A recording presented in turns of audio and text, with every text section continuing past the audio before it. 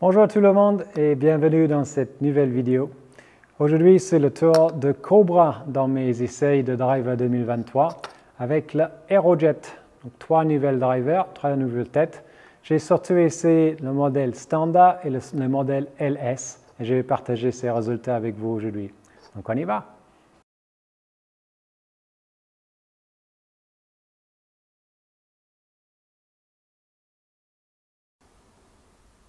Donc voici les 3 nouvelles têtes de chez Cobra, les Aerojet. Donc on a le modèle standard, le modèle LS ou low spin et le modèle Max, donc plutôt draw. Donc là, avec le modèle standard, on va retrouver du carbone au niveau de la semelle et au niveau de la corne. On a une masse de 12 grammes à l'arrière, donc qui va stabiliser la tête des clubs ou augmenter le MOI, donc éviter un petit peu la dispersion. Et on retrouve toujours le même type de face, donc une face forgée. Sur le modèle LS, on a 2 masses qui sont devant, donc de 12 et de 3 grammes. À la base, ils sont donc avec le 12 grammes vers le talon. Donc moi, personnellement, pour mes tests, je les ai inversés. J'ai mis le 12 grammes sur la pointe pour éviter que la face des clubs qui se referme trop pour ma tendance un peu droit. Également au niveau de la semelle avec le carbone et puis le couronne aussi. Ils ont amélioré l'aérodynamique de la tête des clubs en affinant un petit peu la tête des clubs en elle-même. Donc on va retrouver une face un peu moins haute que sur les modèles précédents. Sur le modèle Max, là on va également retrouver 12 grammes et 3 grammes. Et là, en revanche, on va avoir plus de tendance draw. Donc généralement, je pense qu'on va mettre plutôt le 12 grammes vers le talon pour essayer de refermer cette face un peu plus facilement. Et on retrouve la même chose donc au niveau de la semelle et également au niveau de la couronne en carbone.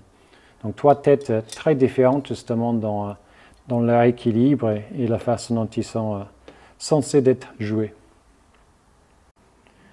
Comme d'habitude, j'ai pesé les 3 têtes. Donc la version LS était le plus lourd de 196 grammes. Le standard était 195 et le Max également à 195. J'ai utilisé toujours le même shaft pour être cohérent avec les autres tests, donc le Kylie White 60S, donc 45,5 de long, et le swing weight était de D5. Donc voici les résultats de cette test avec les drivers Cobra. Et donc l'Aerojet standard, on a une vitesse de balle qui est à peu près dans mes normes, un angle de décollage qui est très bien, un spin un tout petit peu bas mais assez efficace. Très peu de dispersion et des distances tout à fait convenables ici aussi. Donc vraiment des choses plutôt traditionnelles, je dirais. Donc très peu de dispersion, des trajectoires assez stables. Donc très bon driver. Donc ça reste, je pense, un peu dans le même style que tous les autres drivers que j'ai essayé. Donc vraiment très bien. En revanche, sur la Aerojet LS, nous avons une véritable lance-missile. Donc là, beaucoup plus de vitesse de balle. Toujours un angle de décollage haut et très peu de spin, donc un spin super basse. Donc là, ça va faire en sorte que la balle aille plus loin, mais il va falloir quand même le mettre en l'air. Donc ça, c'est la difficulté ici. Donc forcément, comme je disais, la distance augmente. Donc là, il y a un vrai gain. Le contrepartie, comme toujours avec ces drivers low spin, c'est qu'ils sont un petit peu moins tolérants. Donc du coup, il y a davantage de dispersion. Donc on gagne sur un tableau, on perd sur un autre. Mais c'est vrai que là, en tout cas, il y a moyen de taper la balle assez fort avec ce driver. Donc, assez intéressant.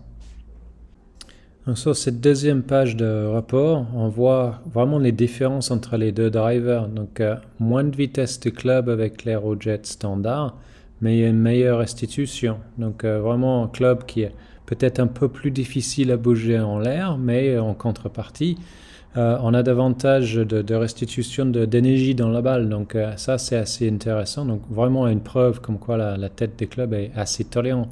Donc comparé au LS où là j'ai pu le swinger plus vite ou un peu moins de tolérance. Donc deux façons différentes d'arriver à la même type de vitesse de balle, en tout cas 2 miles près. Le loft dynamique était quasiment identique.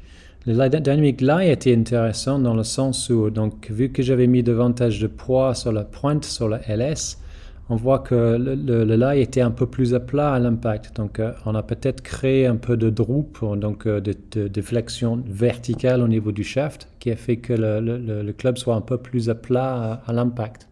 Ça a également fait en sorte que la face de club soit orientée davantage à droite à l'impact aussi. Donc, j'ai quasiment un face de path à 0 ici. Donc, ça fait des balles juste légèrement à droite, mais quasiment sans effet. Et puis, ça a également une incidence sur l'angle d'attaque, dans le sens où, vu que le spin était super bas sur le driver LS, j'étais obligé de faire quelque chose pour mettre la balle davantage en l'air. Donc, ça m'a changé mon angle d'attaque. Donc, davantage en montant pour essayer de mettre la balle en l'air. Donc, on voit comment les différents clubs agissent également sur le swing, là. Donc, toujours intéressant de voir comment les différents composants peuvent changer ou modifier le swing du joueur. Centrage dans les deux cas était vraiment très bonne, donc vraiment très facile à jouer ces deux drivers. Juste clairement un peu plus de stabilité avec l'AeroJet standard et plus de distance avec le LS. Juste pour aller encore un peu plus loin dans cet rapport, donc juste pour vous montrer comment ça peut agir sur la confiance au fur et à mesure. Donc, les dernières balles que j'ai tapées avec l'AeroJet LS, on voit que la vitesse de balle a clairement augmenté. Donc j'ai tapé de plus en plus fort, donc de plus en plus de confiance, toujours super bas au niveau du spin. Donc le décollage commençait à monter un petit peu. Et on se retrouve avec des distances qui sont peu communes pour moi, en tout cas avec mon petit corps. Donc là, vraiment à cause de cette manque de spin et l'augmentation de vitesse de balle, parce que plus en confiance. Donc on peut voir qu'il y a vraiment quelque chose à gagner justement avec ce type de driver. Mais clairement, ce n'est pas pour tout le monde. Il va falloir quand même une certaine vitesse de club pour que ce soit intéressant vraiment. Et surtout, sur le parcours, il va falloir voir aussi s'il n'y a pas trop de dispersion. Donc pour résumer, toujours très bonne ces deux drivers de chez Cobra. On retrouve le même type de performance qu'on avait avec l'LTDX l'année dernière, donc toujours très positive. Avec le standard, le modèle standard, le club derrière la balle pose vraiment très bien, c'est très neutre.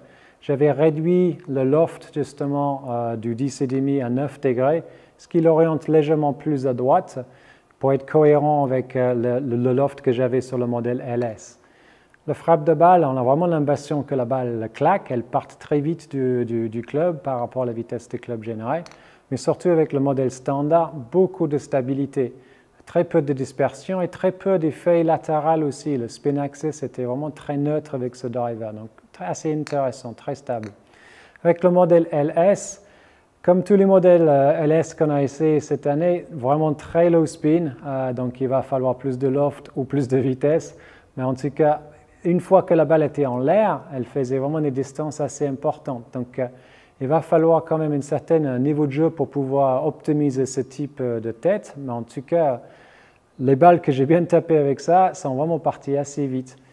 Un tout petit peu plus de dispersion, ce qui est normal, donc les MOI un tout petit peu plus basses avec le modèle LS, mais en contrepartie, donc davantage de vitesse de balle et moins de spin, donc un peu plus de distance. Donc ça dépend sur quel schéma on cherche, mais en tout cas, là, assez impressionné par cette tête de nouveau.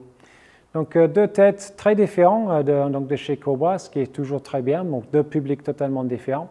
Mais je pense que Cobra va encore faire une très bonne année avec ces nouveaux modèles AeroJet. J'espère que cette vidéo vous a plu et je vous donne rendez-vous de nouveau parce qu'il y a encore plein de choses qui vont arriver pour d'autres vidéos. Donc, à très bientôt.